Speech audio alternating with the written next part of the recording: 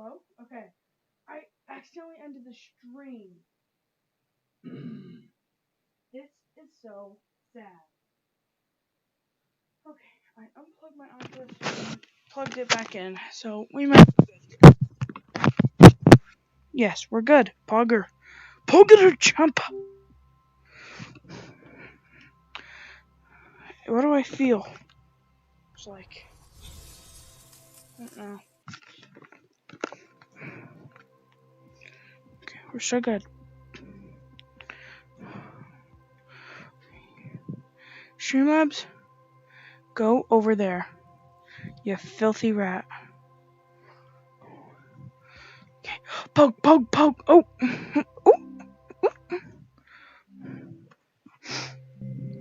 Close. Good. Pink Fong. We're still loading? Hashtag Pogger? Okay, we're in. We're good. We're poggering. Pogger, and Pogger.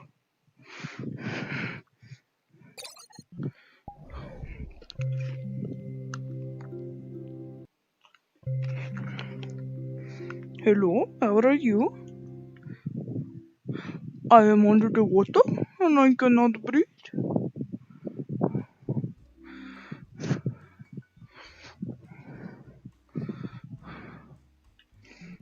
So, it's just me here. Wow.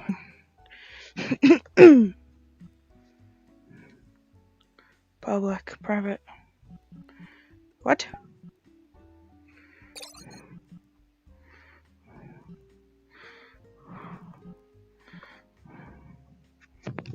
There must be something in my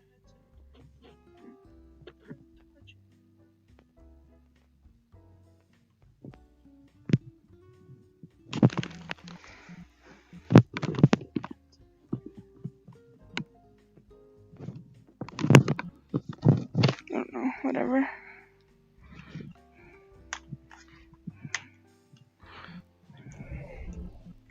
Worlds.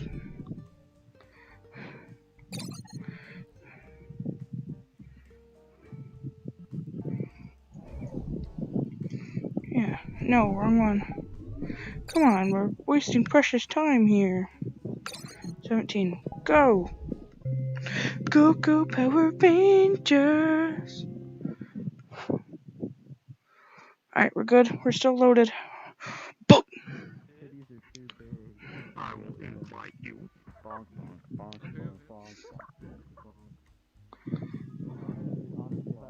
Any guy with a girl for a day, that's what they do, let's be honest. Yo, we in the bathroom in here? Dude, it was so peaceful and quiet in here 2 seconds ago, and now like this is the fucking party room.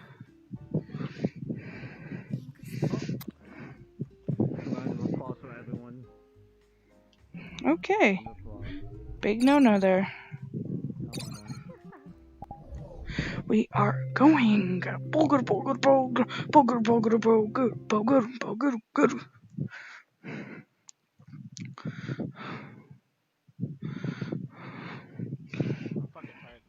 Oh, really? You're tired? Have you been sleeping? Oh my god! I gotta probably set a schedule and staying up past fucking 12 minutes. Oh man, dude. I mean, it seems like you have the capacity to identify your problems for the best for yourself. And What's your problem, man? it's only just What's his problem? Bro, I can't stay up past 12. Well, I can, but I mean... Barely. It's for your own personal well-being to you know, sometimes take the initiative to turn off the computer and rest your eyes. I've literally been trying to sleep off into the realm of the metaphysical. I've been trying to sleep in VR for probably an hour now, and I can't.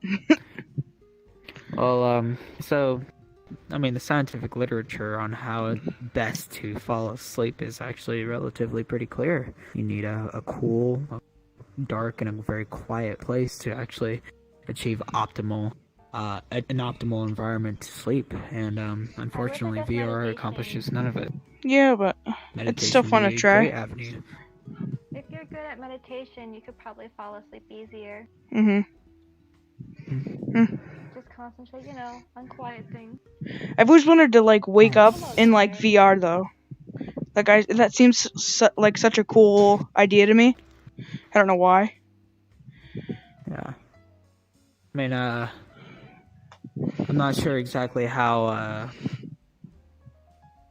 the body would respond necessarily at a psychological level, or perhaps at a neurochemical level. Given the fact that there's no natural lighting coming into your face, no sunlight per se, unless you program, in a sense, an artificial sunlight, which, since you're operating in VR chat, would be rather difficult. But I would say, I mean, as a whole, we as a society, unfortunately, really don't value a good night's sleep. And society.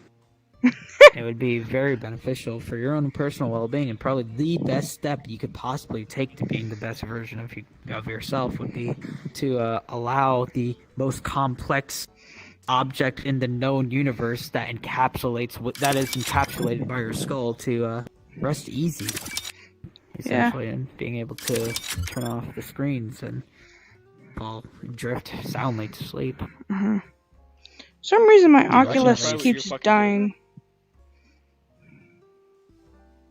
I mean, remember, you're not doing it under the authority of anyone else, nor are you doing it for the best impression on anyone else. It's only for your own personal well-being. That, in addition, it's also very exciting in a sense to explore the metaphysical world of dreamlike scenarios. Albeit a bit forgettable.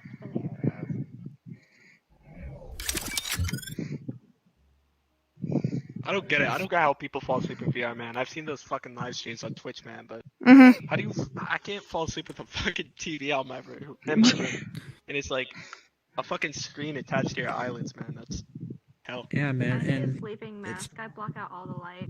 Maybe they have the brightness turned like down a lot. I would imagine they're not probably going through all the healthy cycles of sleep at a normative manner when they have VR strapped to their faces. They could be. I mean, I've never studied it, so I would not, be at liberty to say with authority. But nonetheless, you can never discount a good quality sleep in your own bed. Right here, I'm just gonna try right here. Your voice is very... case I must say, man. Your voice is very calming, sir. Go get sleep.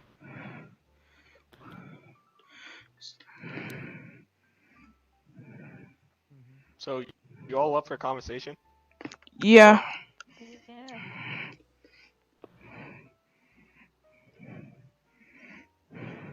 Didn't some guy make like over $1,000 or some shit, doing those fucking wake me up with those donations, sleeping live streaming and shit like that? Yeah, I think his name was Too Mad. I'm sure you'll always find instances of those. Yeah. I mean, regardless of which, there has to be, unless they are quite literally falling asleep in their own, circadian rhythm, just permits them to have a nice, good quality session of sleep for 8 hours or so while they're streaming live. I'm not sure who would really find that kind of live stream particularly interesting. Well, I'm literally streaming right now. Outside of that scenario, of that particular scenario, I wouldn't. Yeah, I would I'm doubt. not sure if it'd be particularly engaging to watch a person sleep. Yeah, many people do.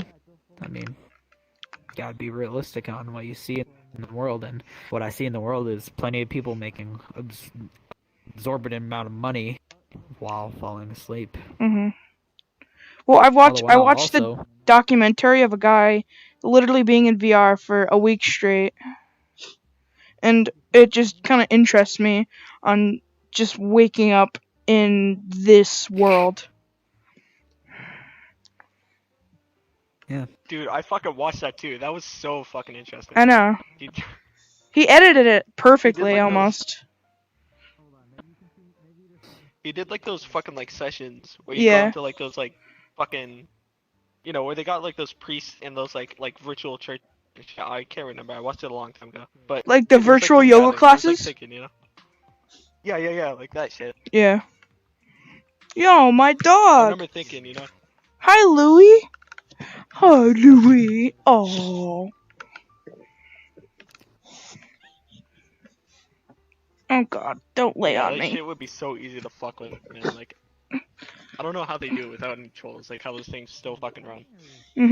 Louie, you're on my cable! Oh god. I should probably take heed of my own advice and turn down for myself if I could. Shit, dude, what happened to my guy to the left? Lou, Oh, it's over hey. there. He did.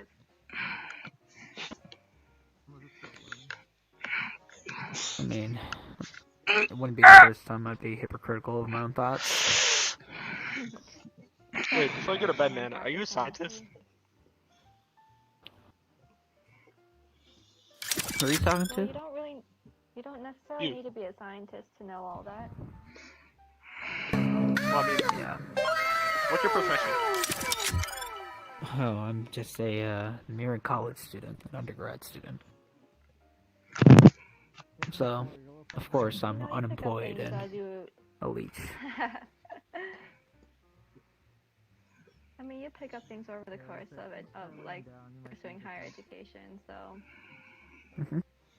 I at least hope so. My definitely genuine what would be the passion would point if you definitely. didn't? Yeah, my genuine passion would be to pursue healthcare as a career and hopefully be a doctor.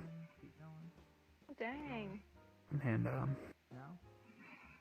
have some specific academic endeavors, particularly in the field of neuroscience and brain-machine interface technology, and developing such technologies for clinical applications would be a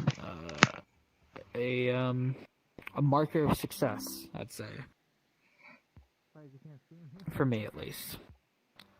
Perhaps a very unreasonable one. But at least,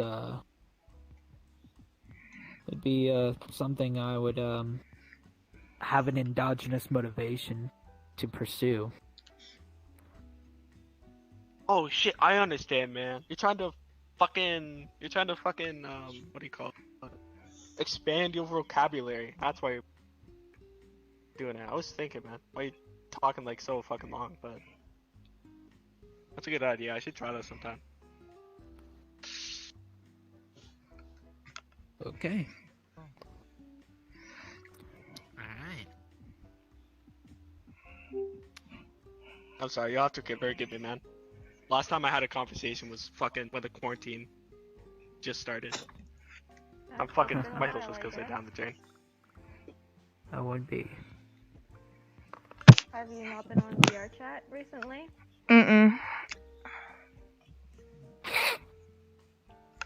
Louie, why are you licking Mr. me? Weedman? Yeah? When's the last time you've been on VR chat that you've had to wait several months to find another conversation that's worth your time and cognitive bandwidth? I talked to this guy one time. I think like a couple of days ago. But besides that, I haven't really had Awesome. full-blown conversations. Besides with my VR chat is parents. definitely the perfect place for you to engage in conversations with other people, you know, learn about new things and about people around the world. Absolutely. One of the primary motivating factors that I decided to download VR chat and explore the virtual space, in a sense, is to really, well, for a few reasons. One of them is to primarily imprint who I am as a person and everything that makes me unique into a digital medium. And second is to adopt a entrepreneurial ethos into the intuitive ideas I've held close to my heart throughout my childhood and into my very new adulthood, and see how they interact with the real world, in a sense. And, you know, of course, this isn't a real world per se, but rather a world of people with differing opinions, and just hear how they react, ultimately for the goal of constructing the best version of my own ideas and the best version of myself possible. And you know, perhaps I'm going on VR chat to really find myself, in a sense. Perhaps not so in a cliched manner, but rather in a, you know, Well, perhaps in a cliche manner. I would accept that. Hello. How are you doing, buddy? Hello. Hello. Okay. But yeah, it's VR chat is it's fascinating. I mean, it's a fascinating social experiment, more so than anything else, frankly speaking. It's really fascinating how all the social interactions that happen on VR chat really mirror like actual social interactions in the real world, even in the world avatars. I mean, regardless of, how we act and how we look, per se, in any kind of virtual world, I mean, ultimately, we all have our own name tags and we all have our own avatars that we anthropomorphize and associate with individuals, with people, with interests. And I feel like anyone has the capacity to dive deep to any conversation of any level. It's just a matter of being in the right environment and in the right mindset. Like taking several ounces of psilocybin magic mushrooms. It's all a matter of, being in the right set and setting to have a good experience. Wait, to put you in said the worst about analogy choosing. possible. You said about choosing avatars to anthropomorphize. You know what I mean? And do you mean like choose to reflect your personality, or like looking at other people's avatars and like? So judging them I mean, based off that? perhaps.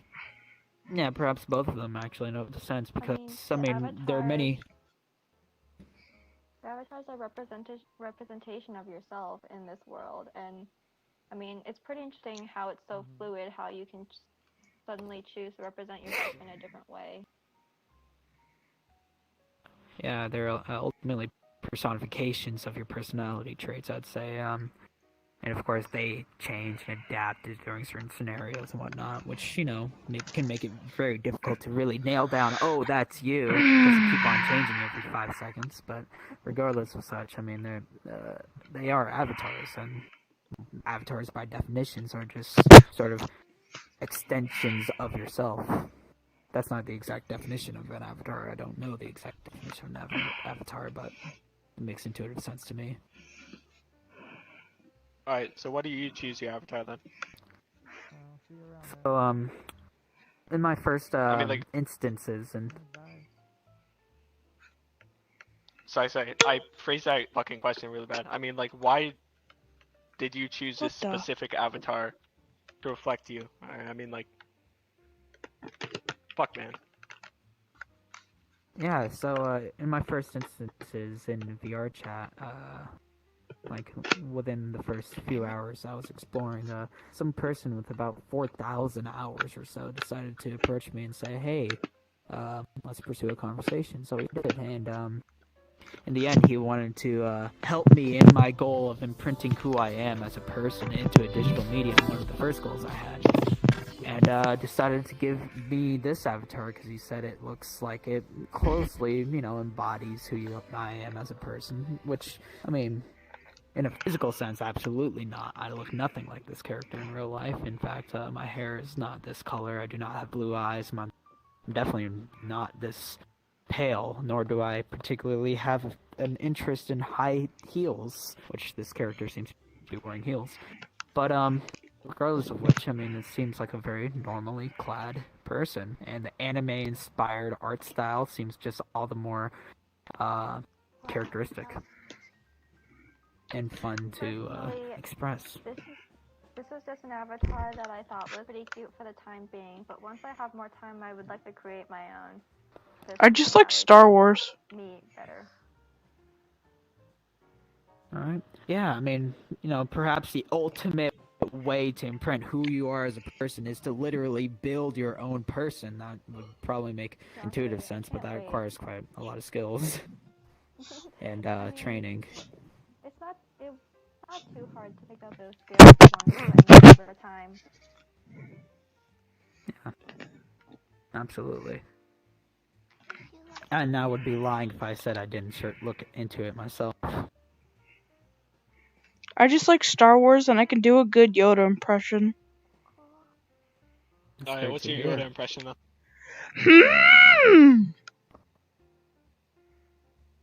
I mean, it's not a good one, but I mean, it's okay. I can imagine that as being Yoda.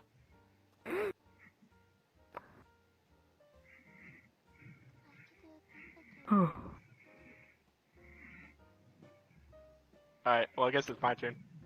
I chose this avatar because I'm extraordinarily average, and this guy seems extraordinarily average.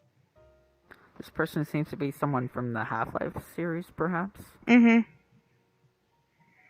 I think. Yeah, he's some fucking guy that just ripped straight from the game. Actually, no, I think it's Gary's mom that actually did it.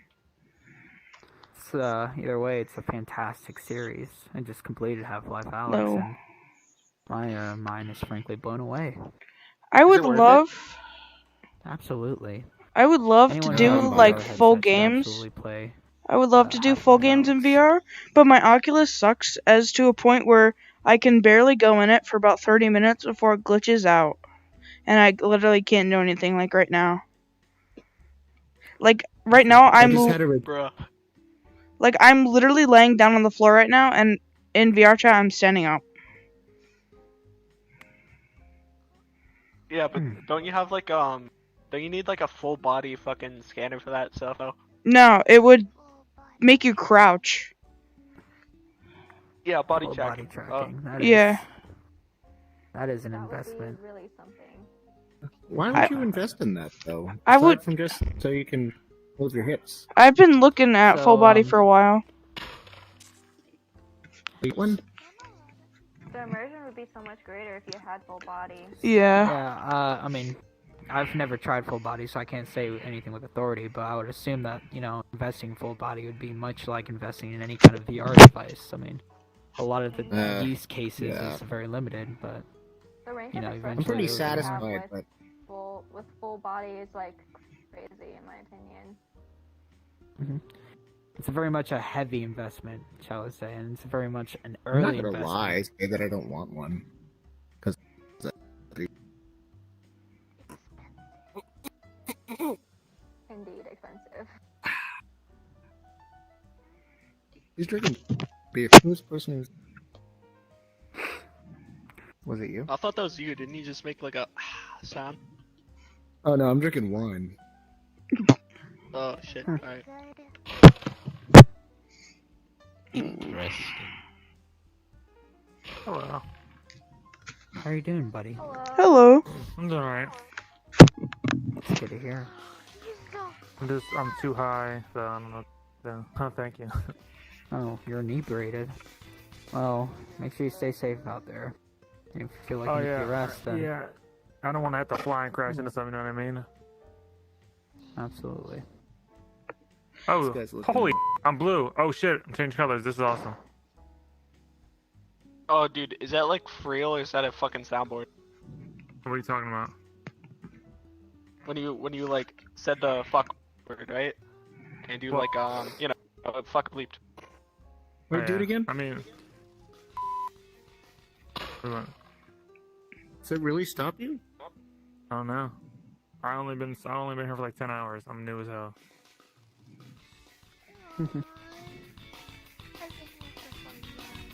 That'd be some pretty cool fucking technology, though. If we could just not to me, bro. I'm just fucking.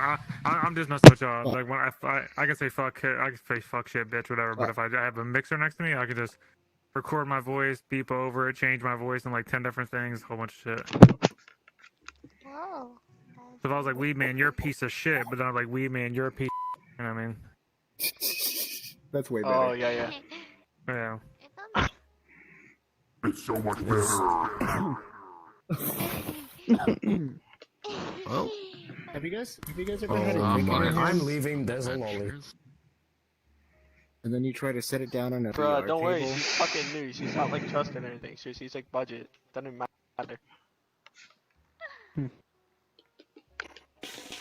La la Can't la be la friends la with la everyone, la. unfortunately. La la la la la la la.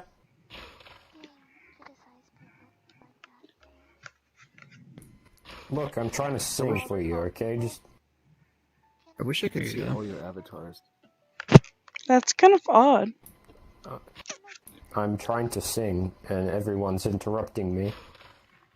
Continue. Let me go get you a microphone. Please continue. La la la la la la la. La la la la.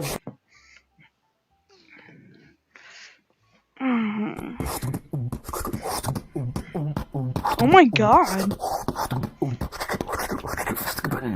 They call me the Monkey King.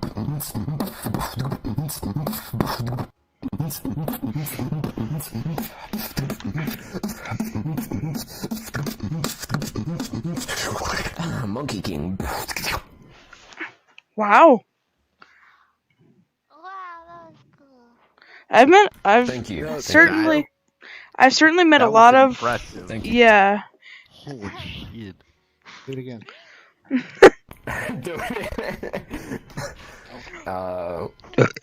Boom boom chim boom boom chim.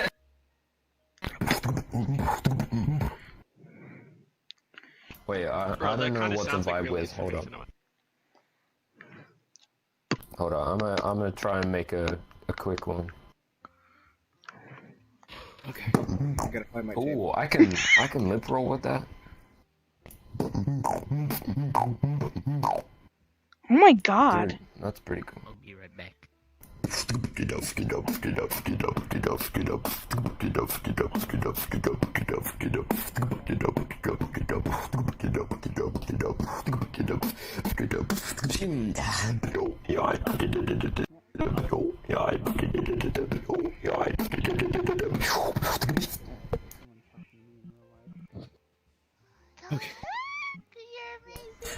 Oh my god.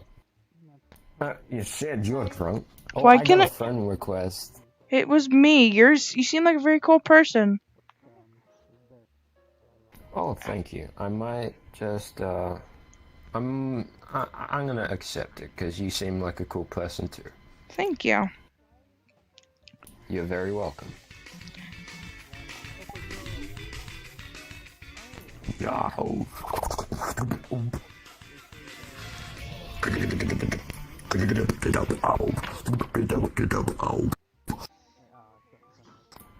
Oh, that sounded nice.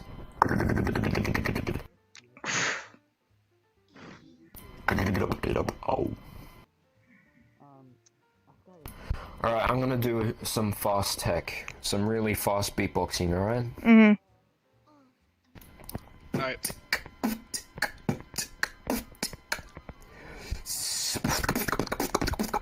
Oh my god.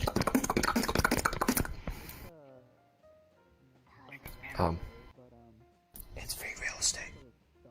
That's insane. Thank you. Oh, thank you. Thank you very much.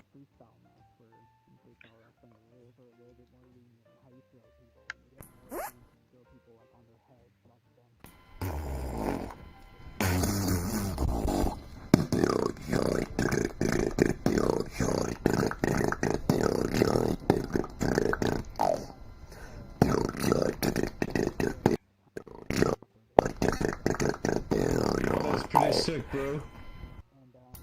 Well, who said that? Who said that? The girl. Oh, you're lagging the shit out of my later. game now. When it was still hurting, turns out it was actually broken.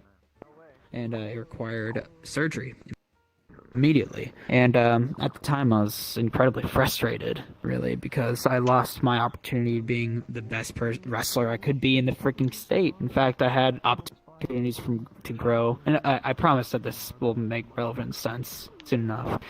But I had opportunities to grow. You know, my own coach was the 1996 Olympic champion, Kendall Cross, and in wrestling. And, you know, I had plenty of opportunities of being the best possible athlete I could be, but it was all shot down because a doctor can read a x-ray and see a fracture.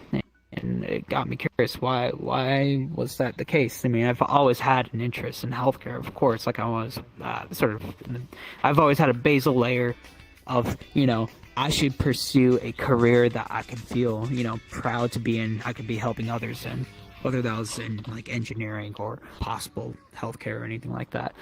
So, in high school, I decided, hey, you know, I should find a orthopedic surgeon, and, you know, try to see what their work environments look like and hopefully learn more about this injury I sustained and why it was so late and why did I not.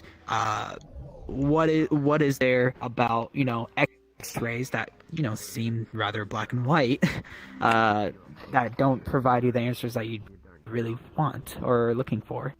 And from there, I sort of spawned this interest in healthcare in a sense, in which I've learned more about the research academia associated with physicians. And that's fucking you were in the walls, dude. I had the pleasure of being a part of a few research papers and being authored in a few research articles as a result. Oh, they're not published just yet. They're still in review, but nonetheless, they're, you know, awesome opportunities for me. And at the time, I read a book called The Brain Electric by Malcolm Gay. And that was a very fantastic eye-opener on the field of neuroscience and the field of brain-computer interface technology. And you'd see that, you know, we're a lot closer to such innovations in that field than we really know. And neuroscience in itself is still very much in its infancy. And so my interests from there sort of built on the scenario that, you know, we have the opportunity to really supersede a lot of the boundaries are being held in our brains by our neurochemistry specifically. And it can revolutionize the way we treat cognitive behavioral disorders and mood behavior disorders. And I know this all seems pretty like irrelevant details, but ultimately what I'm trying to share is like this narrative of someone who wasn't really understanding and cognizant and patient of, you know, what's going on around the world specifically, and perhaps for the best received an injury that, you know, stunted my development in a particular avenue, and therefore allowed me to pursue interests in more research academia, and from there acquainted me with the scientific study of neurological sciences, all the while, you know, further enunciating my interests around healthcare, specifically now becoming a doctor. Of course, will I become a doctor? That's pretty dependent on a lot of factors. But regardless of which, I mean, I have a everlastingly increasing interest in the field, and a everlasting interest on the maximization in the equality of opportunity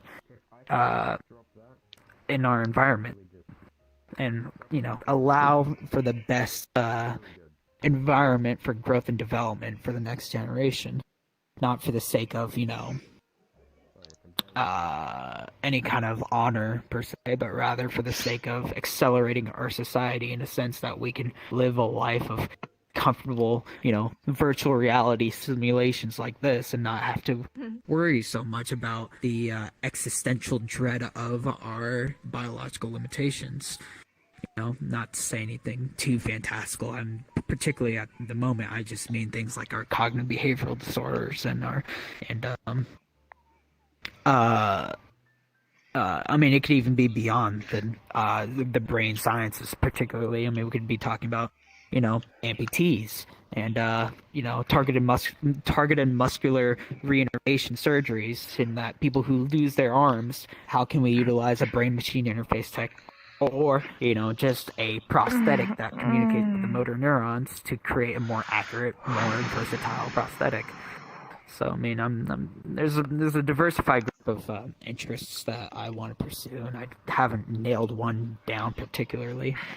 And it's a very much a long-winded answer to the question of what made me interested in healthcare. But, you know, in a sense, I barely answered your question, I'd say. But I think it's fascinating learning how people get interested in the things that they are. Mm-hmm. My mother currently is working in VR, and so I was just curious because she was currently in a technical meeting, and they were speaking about how they're going to push the tech field forward and expand the capabilities of VR and how that'll affect society. So I thought it was really interesting. Yeah. Just seeing, I remember, especially how VR can affect the developmental process of people. Yeah, I mean, sort of the more invasive techniques of learning more information about how people behave in VR is in itself a very pretty fantastic conversation that I know Valve, one of the research psychologists at Valve, gave a very fantastic presentation over things about like employing brain machine interface technologies, or even a step preceding that would be putting non-invasive encephalogram devices per se, like on things like VR headsets that can allow someone to observe our brain waves as we're approached with certain stimuli, other things, and it doesn't even need to be scouting out your own brain. It could be things like muscular, I don't know the particular terminology in the lexicon for the device, but things that could assess the amount of flexion and extension happening in your muscles around your face. That could easily be implanted into a VR device and can easily gauge your emotional state at a certain scenario in VR, which can have a pretty fantastic implications on game design and whatnot if people were to take the time to actually pursue it. Especially The if that talk were itself was super implemented fun. along with a brain scanning machine that'll record like how the brain is reacting as well as the physical reaction. Yeah, I mean, being able to understand both input or relative output from the brain through a brain machine interface would be in itself a really strange world. I mean, just a strange scenario you could paint when it comes to media consumption. And in that, you have the entire ethical dilemma of how do you handle that data and what do you do with that data, and should it just be data mined out of anyone?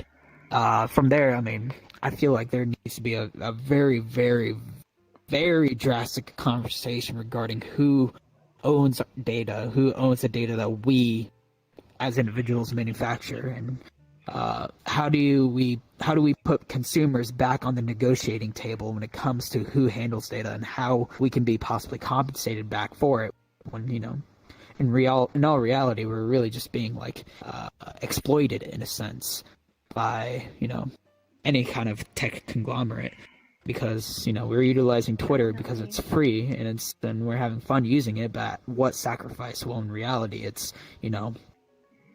we're trading off. I'm 19 years old. Interesting. We're having fun with.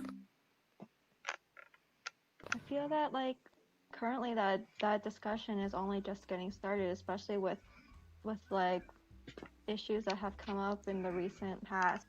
But like the Facebook scandal, but after that the issue just kind of died down, and I feel like that issue needs to stay open and be in conversation a little more often, especially because data is being used so much more frequently. Yeah, in the political or at least in the US political conversation, I think that conversation was actually well revitalized by the likes of people like Andrew Yang and other certain players in the political game. But yeah, you're absolutely right. This conversation is well in its infancy, and no one is really taking the time to think critically for once about it. Particularly, thank you, but I'm not much of a drinker myself. But I mean, the idea that one should probably be in the negotiating table when they're in fact being the laborers of data, essentially, for lack of a better word. I mean, that seems to make intuitive sense under any kind of economic, shall I say, modern Western economic philosophy, because it allows someone to operate, it allows everyone to operate in a functional market, per se, because, people are making informed decisions on what they are pursuing. but yeah, I mean, I'm not sure why I looked away from you guys when I coughed. It's not like y'all would catch anything.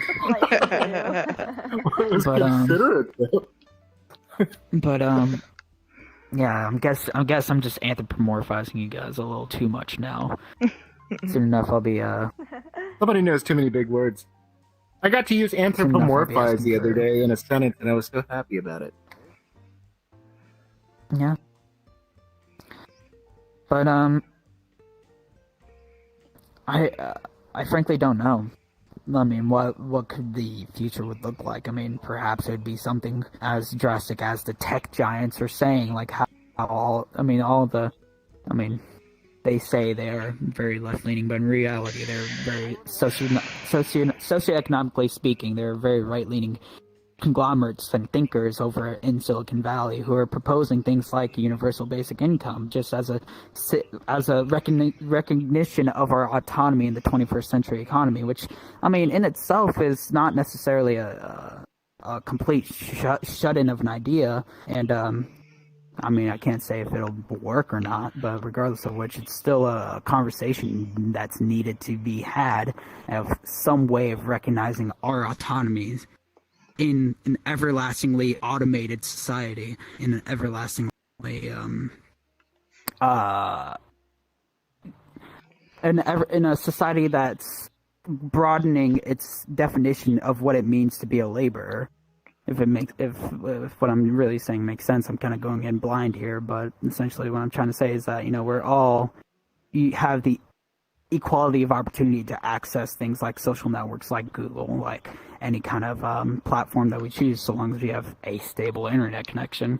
And at that moment, we're agreeing to being participants, or to being laborers of data to be manufactured and harvested by tech conglomerates at an uncompensated rate. And I mean, it's just, regardless of whether you say it's fair because it's a free service or not, I mean, we're not making that informed decision. That's what matters the most. Dang. In addition, I mean, the sociological implications of social media is evident. It's self-evident, especially on its effects on young teenage girls. I mean, the evidence is just... I find it terrifying. What is your thesis? My thesis? I'm not in a PhD program, so I do not have a thesis, if that's the question you're asking. But yeah, I mean, like, just the adoption of smartphones and the adoption of social media and its rate on depression, suicide, and mood behavioral disorders they're in complete parallel with each other, and it's how do you have a conversation with that without saying something like, you know, something irrational like ban Twitter for certain cohorts of people? Like, that's a very unreasonable thing to do, even though, you know, I mean, even the Silicon Valley tech giants themselves don't let their children utilize the social media platforms that they themselves designed, and for good reason too. And, you know, I describe these tech giants, I describe these Silicon type people, and when I describe them, I don't mean to antagonize them in any way. They're just operating under certain incentives, and I'm sure plenty of them are genuinely very nice people. They really just, like Mark Zuckerberg, really truly believes his mission statement of connecting the world, and it's a very noble cause. I mean, it's to our benefit to have a everlasting, broadening bandwidth with information technology. But you know, the lack of accountability regarding their incentives has some pretty dangerous implications. Definitely. I had the opportunity to work in a classroom setting with a bunch of, well, not my peers, but they were quite a bit younger than me. But it was specifically a classroom targeted towards students that were having trouble in their classes, and it seemed like they had like a very similar pattern to them, that their home situations all around seemed fairly stable, but it was their use of technology that seemed to be the greatest indicating factor. Yeah, I mean, when it comes to actual, like how are they devoting their cognitive bandwidth, and how are they, like, performing academically speaking, I would assume you're saying, like, their use of technology was distracting and therefore detrimental to their academic performances. Is that the conclusion you found, at least. Yeah, Not I mean, only in the that... classroom setting, but outside the classroom setting as well. Yeah, so how do you really address that? I mean, like, you could take any sociology 101 class, and they'll teach you this within the first number of weeks. I mean, like, the idea that social media is just benign that's just completely false, frankly speaking. I mean, you have kids who are in their developmental ages of, understanding how the world is and how the world works, and they're being forced into these classrooms with similar looking peers that have their own circles and cliques and problems that are often exaggerated because of their physical limitations, being very young children. And 20, 30, 40 years ago, they were able to go home, close the door behind them, and never have to deal with those problems until the very next day. Really take a break from the chaos of the outside. And now, unfortunately, in this decade, they're not allowed to do that. They close the door, they check their phones, and they have the entirety of human existence accessible with their fingertips, with the only bottleneck being their output from their thumbs. And it's But they're still exposed to a lot of information. 40 years ago, they didn't have that information at their disposal. That's exactly beneficial. But it's also, it's kind of like saying knowledge is with wisdom comes,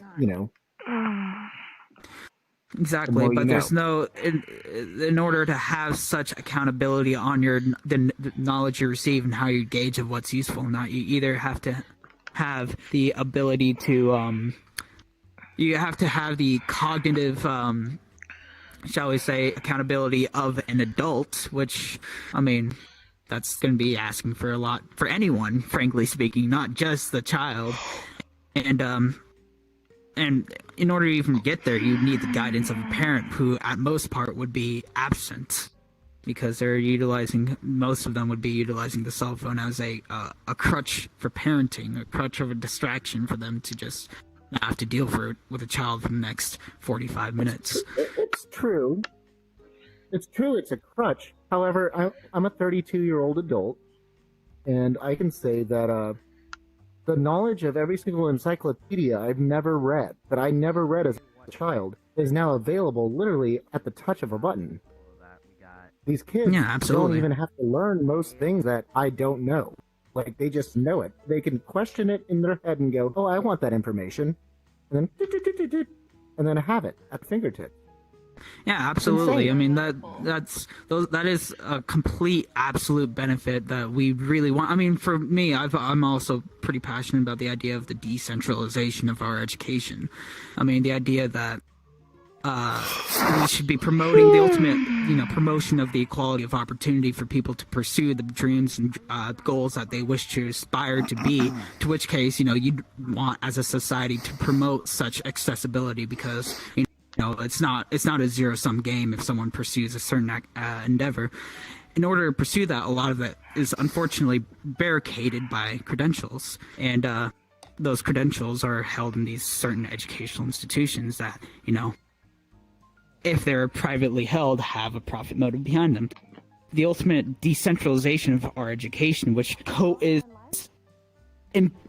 completely requires the accessibility to the internet, would be you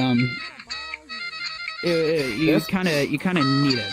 I mean, you can't have that sort of conversation without having a conversation about accessibility to the internet. But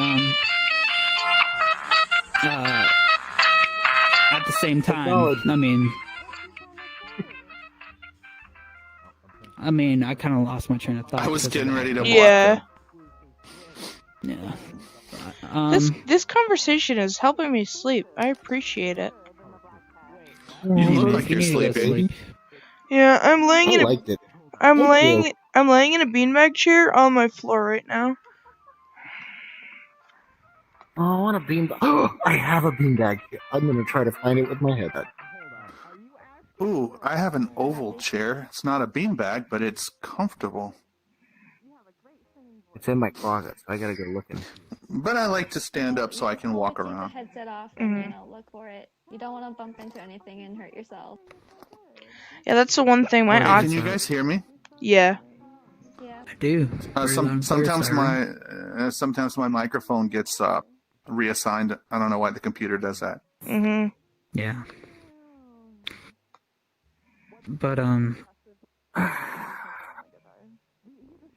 mean the conversation that it didn't necessarily get derailed. It sort of just got refocused into a different avenue. But sorry. No, it wasn't your fault. Absolutely not at all. Actually, I mean, I definitely propelled it there too. It was the birds playing the Nokia.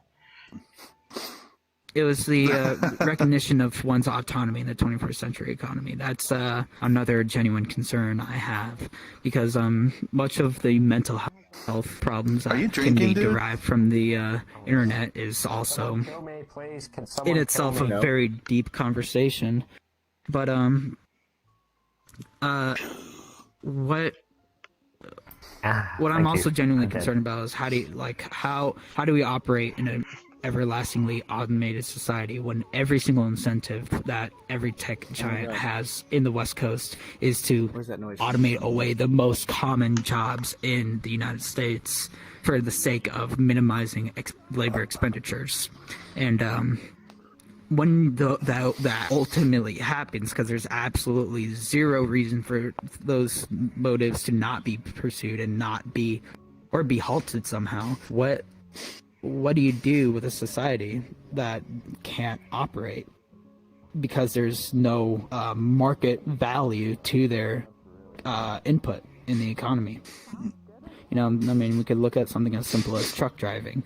What do you do when whether it's Tesla or Google Waymo or some other, or NVIDIA, since they're investing a lot in self-driving cars, which makes sense given their latest RTX graphics cards, Turing architecture. What do you do when, you know, tomorrow there's a software update that allows for self-driving cars? Of course, I'm exaggerating. That's not exactly how it would go down at all. But let's say, you know, self-driving trucks start hitting the road, and soon enough the market value of a truck driver who would be paid $80,000 a year, one of the higher paying jobs for someone who's out of high school, who only requires a high school degree, what would happen if their market value went from $80,000 to $60,000 because they're getting zeroed out by self-driving trucks to $24,000? They would have to reassign their skills. So that would be the, you know, common argument. That would be the common, you know, conversation to be had. You know, just do something that the market desires. You know, pick yourself up by your bootstraps and really find your purpose in an everlasting changing economy. But then, I mean, you could try looking at, say, manufacturing workers in the Midwest when their jobs got decimated away by automation, and unfortunately, the numbers for them don't look too great at all. Yeah. You have to. The same thing happened hundreds of years ago with the introduction of sewing machines. Suddenly, you had all these seamstresses that went out of business, and you know, cobblers and all the people that maintain, like, you used to take your pants in to a tailor to sew the seam back together when they wore out, but then sewing machines came along and it was more economical to just replace your pants. And so, you know, it happened. What I think the ultimate destination of automation is the shining city on the hill, so to speak, where we're all headed towards. And I don't think we'll ever get there, but where the goal destination is for machines to do everything and humans just sit around and get fed, basically. Wait, can you That's guys the still hear ultimate me? desire of automation. Yeah, nice. We hear you. And so eventually there would still be an economy for humans, but it would be entirely non-productive. It would be based on who owns the resource and who produces the entertainment, is what it all will come down to. Since the entertainment industry is already on the rise, I think in the short term, I think the industry would continue to boom even more. So for one thing, I mean, there's actually quite a bit you could pursue when it comes to that kind of conversation. But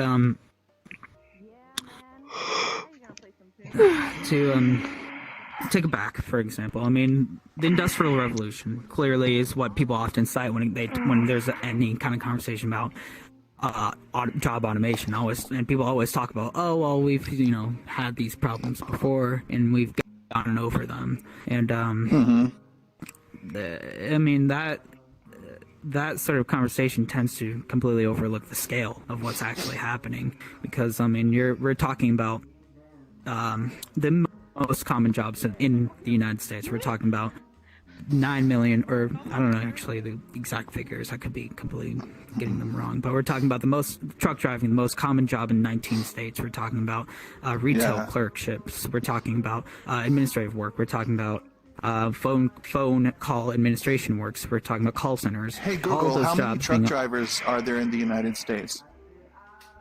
3.5 million people. On the website census. Hey Google, stop.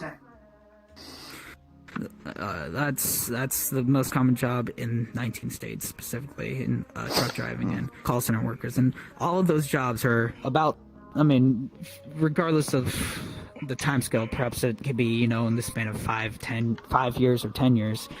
People tend to be a lot more optimistic in those time scales, but those jobs are eventually going to be going away. Wait, hold on, is there a concert going on over there? And it's not just Look at how cool that is.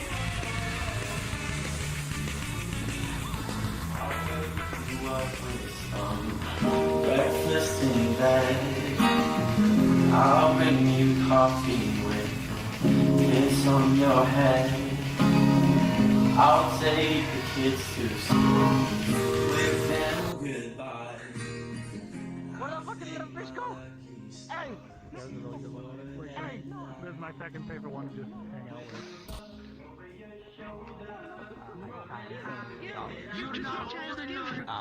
Factorial damage, and that's oh, sorry, I took your chair. No, it's alright.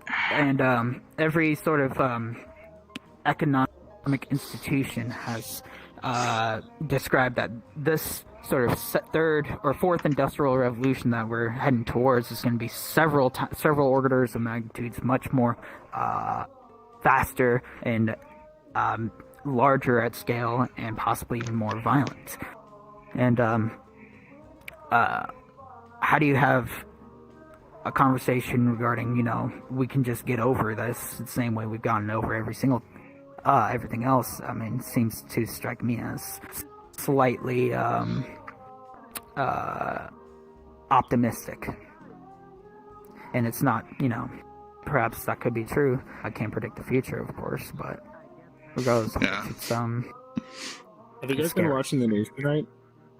No, I didn't. Oh, I need to. What That's happened? been really interesting. So Atlanta started rioting. Mm. And I promised myself I wouldn't talk about this when I got on the VR, because there's a lot of kids here. But I'm glad you did, because bad, like big bad. They started rioting big bad, like it's all over. It's international news at this point. They set the whole city on fire, basically. Wow. Well, it's burned once before. Did you did you hear the a little bit more positive news though that's happening tomorrow? No, I didn't hear. What? The rocket launch, SpaceX. Exactly. The most exciting personal news that I've heard in a very long time. We're going to be launching. Test those rockets. They test those rockets like near a few miles from my parents' house, and every time they set one off, it's like the air itself rumbles. It's crazy. Yeah, it's going to be the first commercial space flight ever. When is it happening? Tomorrow? With people in there. Wait, there's like and people who pay to go to space that are going up there? No, it's gonna be 2 astronauts. What I mean by commercial space flight, it's the first space flight that had people in it that was completely done through a private enterprise, SpaceX. And when is this happening? Tomorrow? Elon Musk's SpaceX. Yeah. It's supposed to be 222 if the weather holds. Nice. In fact, what I plan on doing is probably gonna watch it in VR chat. Yeah. Cool. So I might probably host a world, and if you're interested, 100%, you guys are absolutely welcome. And Yeah. I would definitely be. Yeah, can I friend you? Well, thank you. Absolutely, and hopefully it works. I mean, I've never tested it myself. This would be the first time I'm ever doing something like this. Yeah. So. That would be amazing. If it works, then wouldn't that be freaking awesome? I mean, talk about a revolution in how we consume media. Yeah, and I like that they've updated the spacesuits. They don't look like the old moon landing anymore. Yeah, I don't know if those are like spacewalk ready suits. Though. Yeah, I don't think they would. Are you still in college? Yeah, I'm a second year undergrad. Are you optimistic about the economy turning around again, or do you think you're going to end up graduating in the middle of a depression? I sincerely hope not. Are you saying in the context of this current pandemic, or in the context of a future crisis? I think we were ready for a recession long before the pandemic came, and then the pandemic just pushed us over the edge, because all the economic indicators were already pointing towards bad stuff coming, and then the virus happened, and it just pushed everything over. Yeah. I mean, I don't know. I'm literally not at any sort of authority or liberty to say, given the fact that I've never really studied. What are you studying? I'm pre-med. Hoping to become a doctor someday. Oh, well, then you're set. You're relatively safe, honestly. Yeah. Yeah, I mean, I gotta go see what that dude was talking about on the news. Let's see, how do I get out of here? Oh, there we go. But oh, well, yeah, that guy is very expressive, let's say. But One way to put it. Yeah, he sort of held this belief that he mentioned before, that we've gone through this struggle and we'll just overcome in the end. And yeah, in a sense, and it makes intuitive sense. Yeah, we would in the end come out good on top, but really the conversation is how do you minimize the collateral damage in a sense. And absolutely, because so many people would be affected. I mean, one would hope that we would have some sort of preventative measures, or at least be on the way during that conversation, so we can minimize the losses. Yeah, really and so many people. yeah, I mean, and we could already see what a mindset of scarcity does to someone's reception to jingoistic and dogmatic ideas. I mean, just look at the Midwest states and the absolute vitriol of Trumpism, and I don't mean that in an incredibly antagonistic way. I mean, Donald Trump did a fantastic job of attracting this populist moment in the Midwest by saying, hey, I recognize your problem. I recognize that we've decimated millions of jobs in the Midwest, in Ohio, in Pennsylvania, in Iowa, and all the swing states, frankly, he needed to win. And thing is, he for some strange reason I can't frankly understand, decided to scapegoat it to immigrants, which by the numbers just don't seem to have any. I mean, of course they do have a role, but they don't have a significant role at the scale of automation does to the loss of jobs and opportunities for people to operate in the 21st century economy.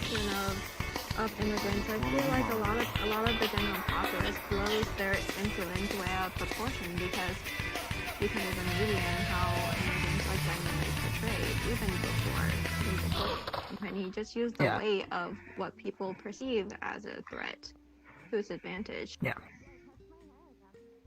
And I mean, regarding a conversation about how do you have a society that's xenophilically restrictionist, that in itself is an entirely ginormous rabbit hole that you can dive into. But regardless of which, you can't change history. Donald Trump specifically won the election based off of this narrative, and based off this jingoistic dogma that the swing states that he needed to win just sort of ate up. And he got the problems right. I mean, he was able to paint the picture that, we've had a system that has failed to recognize the autonomy. Yeah, absolutely. And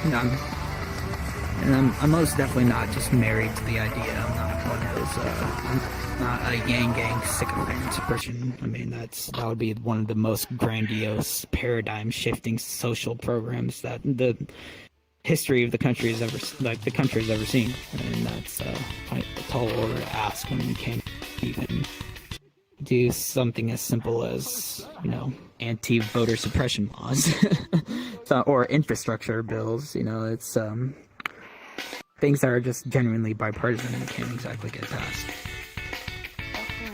But yeah. From bipartisan issues suddenly become partisan just because of how people speak of it. Yeah, I mean, the grossest example for me was this whole stimulus package deal of people who are just earmarking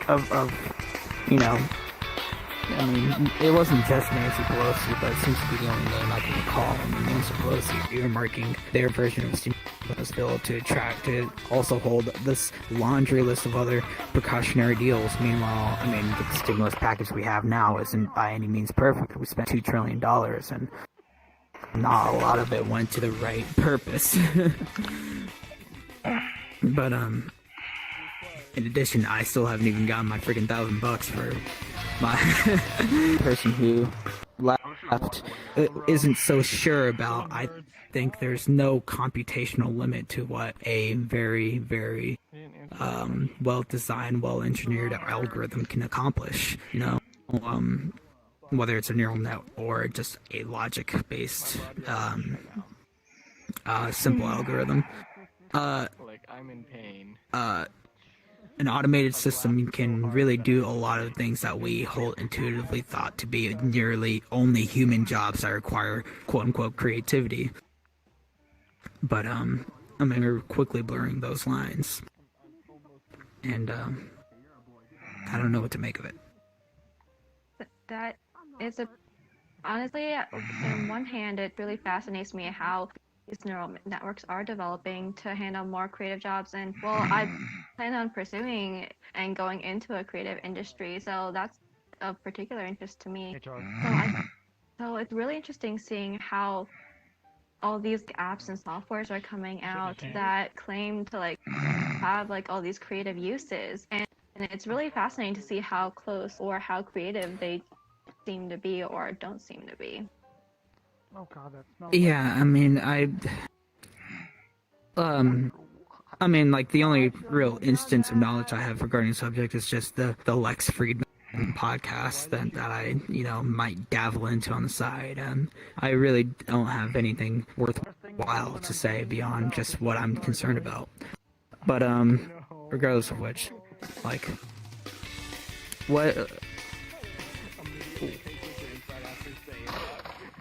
I'm worried about the sociological implications that, that are propelled by these artificial intelligent machines, or artificial intelligence systems, I should say, have on, not only just, the actual automation of our jobs, but, who we are as people and how we interact with other people, and, things such as, what are the sociological impacts that would happen when Amazon knows more about you than your loved ones, and it's, I mean, at least that's more of a concern that my mom, because I like to talk to my mom about this kind of stuff quite a bit. She has this genuine concern that we're quickly isolating ourselves from our families and isolating ourselves from reality. In this case, it was pretty evident what she was talking about. But the conversation, of course, goes beyond that too. She's worried that, and a lot of it is very well founded. I mean, again, a simple sociology 101 class would teach you this, that, the advent of increasing our bandwidth of information technology has led to the outsourcing of parenthood, the outsourcing of who we hold near and dear to our heart to teach us about the chaos of the world, because now we're relying on technology to do the exact same thing. And in a sense, we're sort of losing our loved ones, in a sense, and our parents and our guardians because of... Yo, bro, I have a question. Anime boy, I got a question. Media. Anime boy, I got a question. How much do you know about the Foundation of America? The Foundation of America, not much at all, actually. Bro, you should really read up on it. It's really good. I'm just saying. Should I go to bed? I'm not familiar with it myself.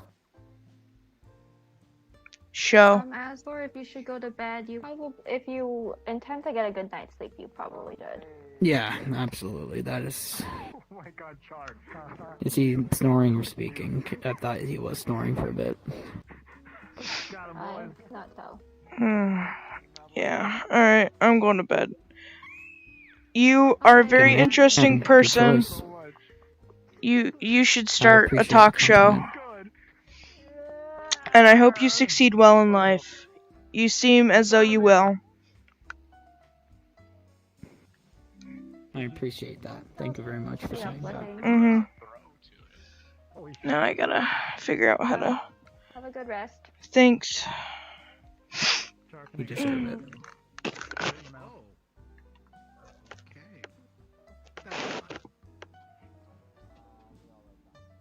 But, yeah, and he seemed to not be able to get up. But, no, I remember I was... Like this.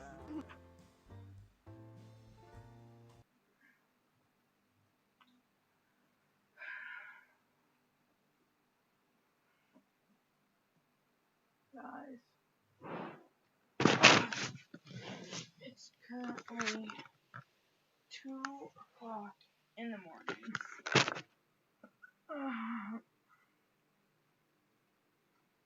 I'm tired, but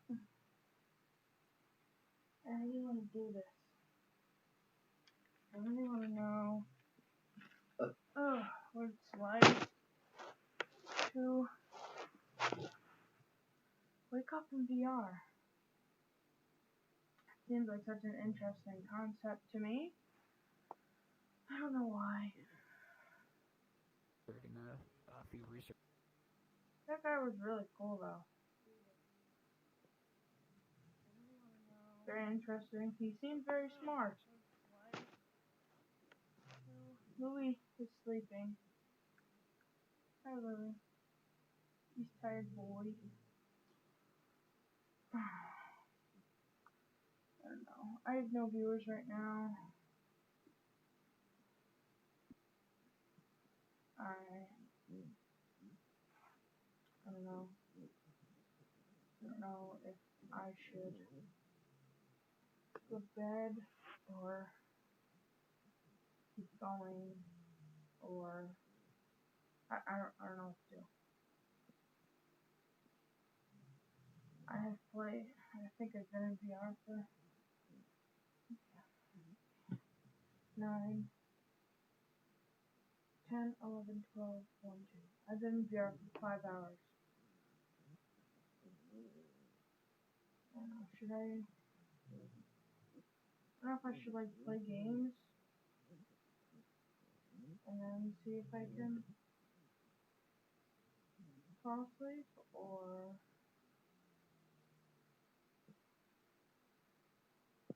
I don't know. I'm honestly, I don't know. Here, I'm gonna change my mic.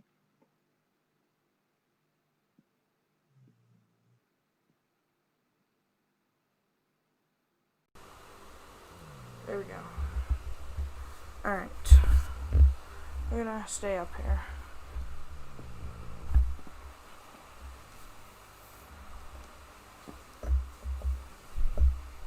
Say Louie.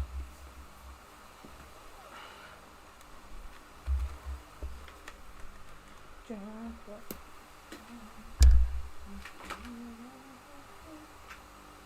boy.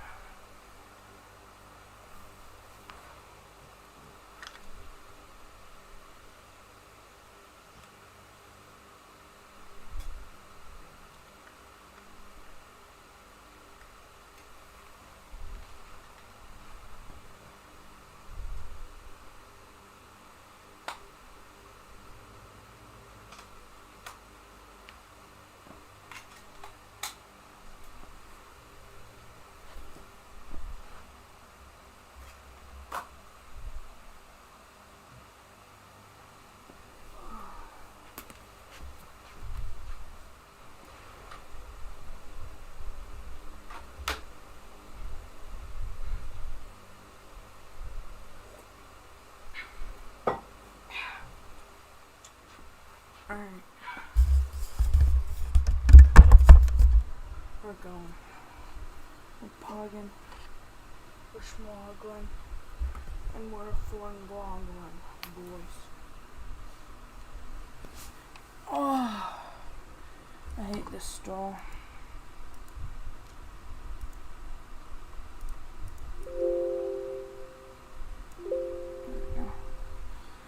Spring bong, spring bing bing bong, spring ding ding ding ding ding ding.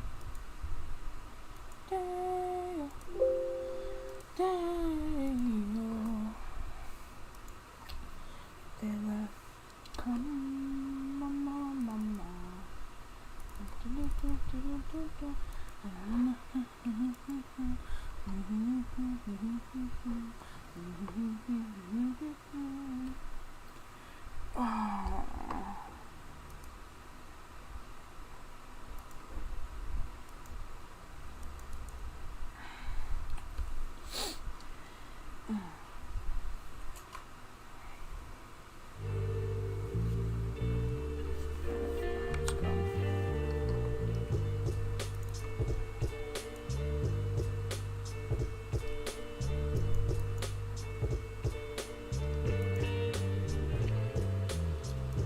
This is why I don't like game capture. There we go. This is a game I was playing before.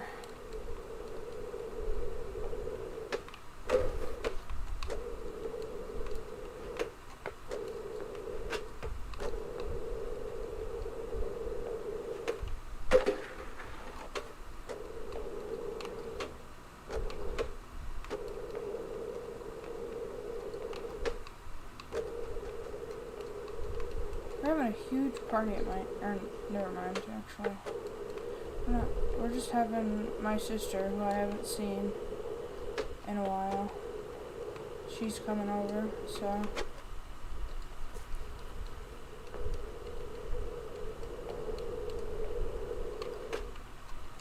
Let's call Amanda. That's him tagging her, sure.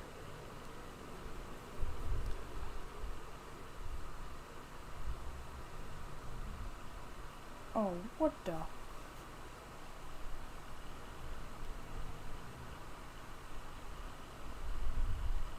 think I have Amanda's number. Contacts.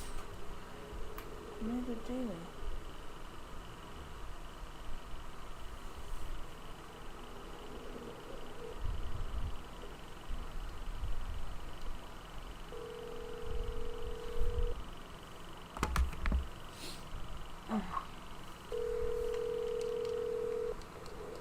It's currently 2:08 a.m. and I'm calling Amanda. Why? I don't know. Your call has been forwarded. Okay, fine, Stinky.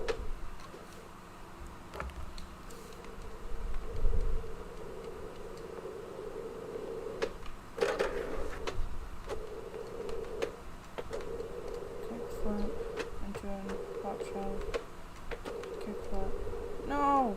Oh! Oh! Oh! Get him, Shamar. Oh my god. Oh my god, he likes hands. Oh my god.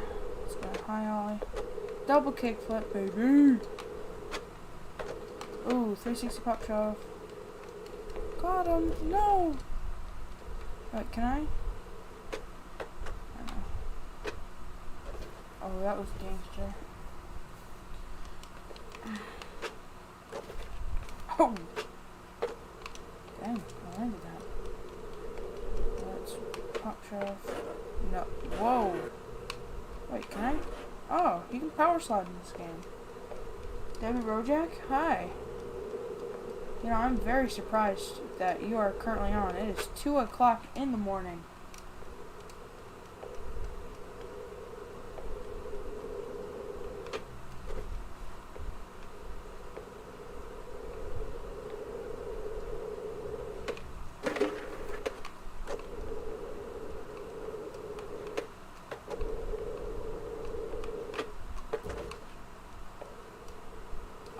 to try power sliding, that's right. To grind. Into kickflip. Into a disrespect shove. Power sliding. Oh! Baby Rojack, hello? How y'all doing?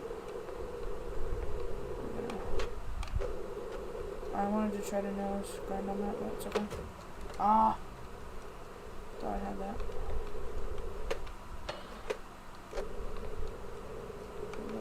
Oh, that really good.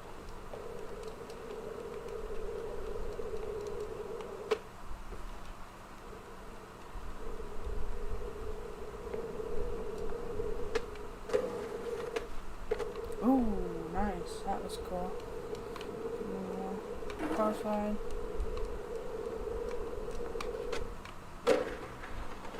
Big one grind into the pool. Ollie out. Oh. Hit.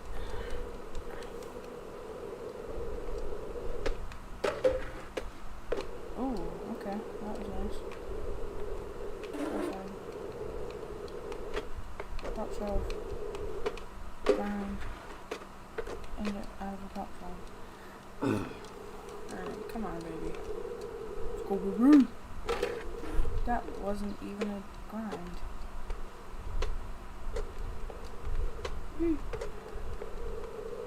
Hey, can we grind on this thing?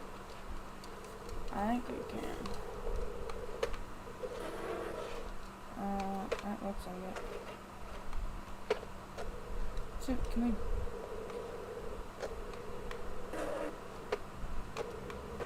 Bruh.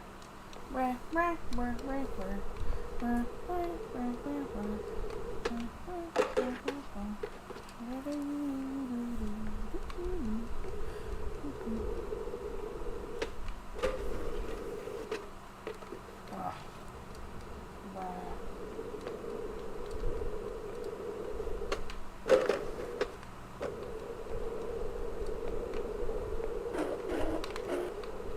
They see me rolling, they hate it.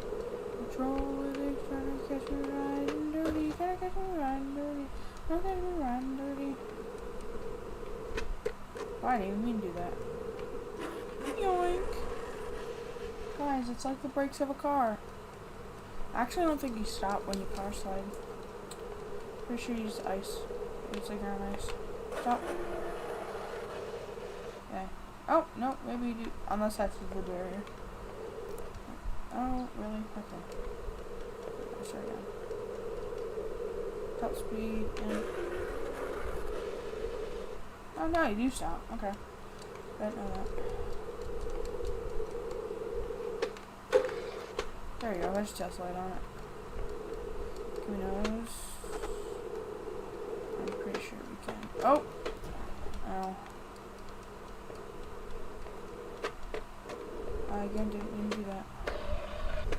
Nose dive into the grass, into a kickflip, into a top shelf, grind, top shelf out. Bruh. Thank you. Thank you for the thumbs down. This is amazing content. Listen, it's 2 o'clock in the morning. I'm a little tired. You know? That's okay.